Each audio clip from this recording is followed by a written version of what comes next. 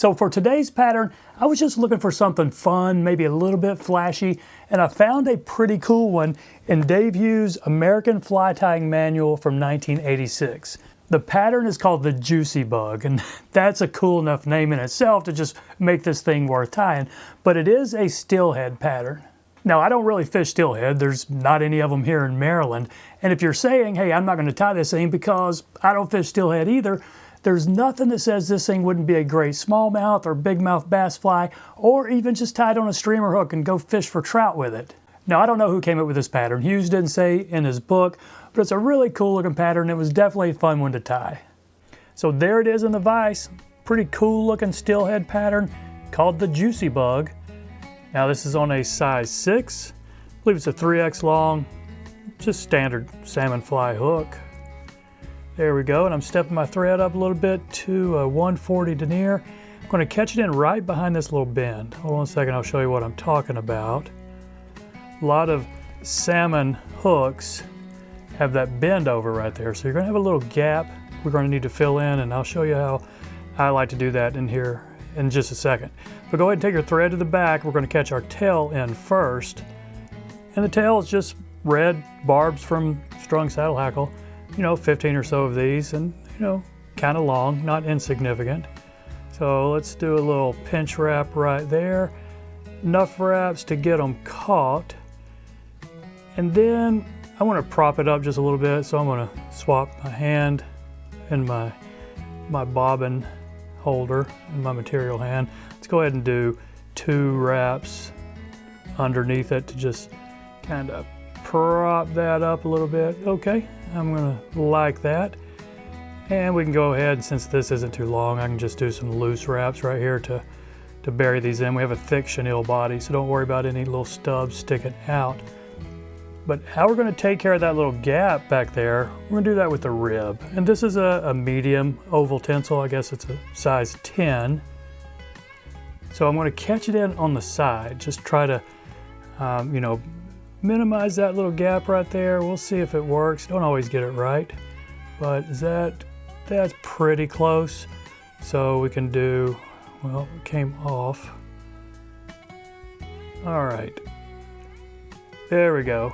Now that, it's a little more important if you were doing a fly with, say, a mylar tinsel body. Since we're doing a chenille body, it's not really a big deal. We're not gonna, that gap isn't gonna give us any issues. But I did catch that in along the side right there and sort of minimize that gap. So let's go ahead and bring our thread up about halfway for the body. In the back part of the body, it's going to be a medium black chenille. So I'm just going to catch this, and I'm not even stripping off any of this chenille to get to the bare thread core. Just going to catch it in right there and take my thread back up. Where you envision about the middle half of the fly being, and then just wrap this up, touch and turns till we get up here to our thread.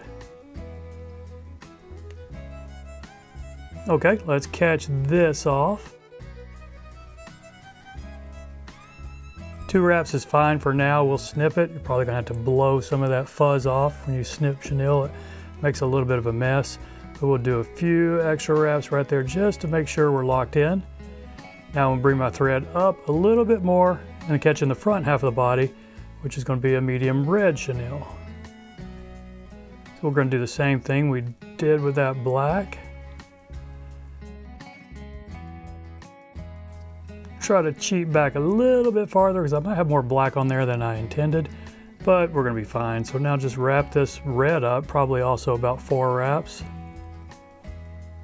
Well, 3. I'm not going to get 4 on this one because I would be crowding my eye a little too much, but I think we've got enough red on it. We're going to be fine.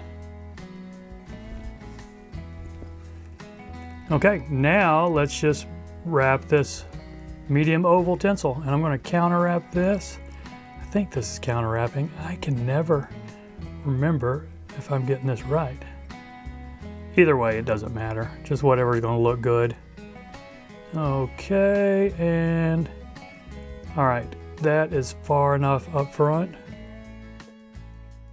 Okay, and this pretty thick stuff, it's going to take several wraps right here to really lock this in.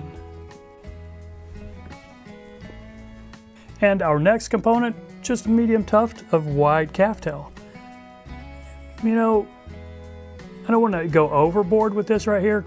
You know, one thing, it would make my head probably too bulky.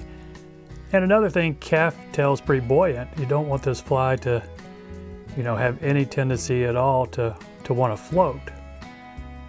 I mean, it is a wet fly. It's, you know, like a streamer. And I'm crowding my eye. Oh man, I'm crowding that already too much. This is going to be a little bit of a pain. So just try to snip that off as close as you can, and look at that. That's a horrible eye. So what do you do when you make a mistake like this? I couldn't clean that eye up to get my tippet through there, so I'm going to back this off. Chalk this up as a bad wing right here, and I'm going to back my thread up here and grab another tuft and try again. Okay, there's my next tuft right there. And like I said, we're going to have to just back this a good bit up right here. And, you know, try to catch it in right there. Okay, that is long enough. I yanked down a little bit too hard right there. Now let's, a couple more securing wraps right here. And let's see if we can snip this off and still have a fishable fly where we can get our tippet up through that eye there. A little bit better. It's going to take a little bit more trimming though.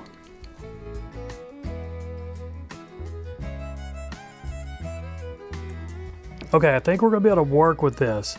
And before I go to the last component, I'm going to take my thread right up here, some immediate tight wraps, and try to ramp it back up. Okay, take a look at that. Yes, you know, still got a little bit of couple fibers in that eye, but I can definitely get a tippet through there. And the last component, this is optional. You could just finish the fly right now if you want. But I do have a few jungle cock eyes left. I'm getting down to the scraggly nails here, but I'm going to use them. The pattern did call for them, so I'm going to put them up there. And in the picture, they are going way up, angled pretty high up. So let's do that. Try to imitate that here on both sides. Okay, see that? Yeah, that's going to work. Snip the excess, and then we'll try and clean up our head here. All right, just several more wraps to get you a nice big old wet fly head here. Okay, there we go. Quick whip finish.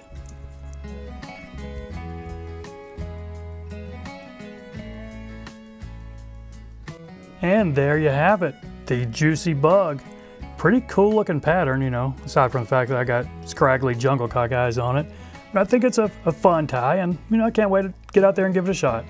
So I appreciate you watching, my friends. Y'all take care, and we'll see you next time.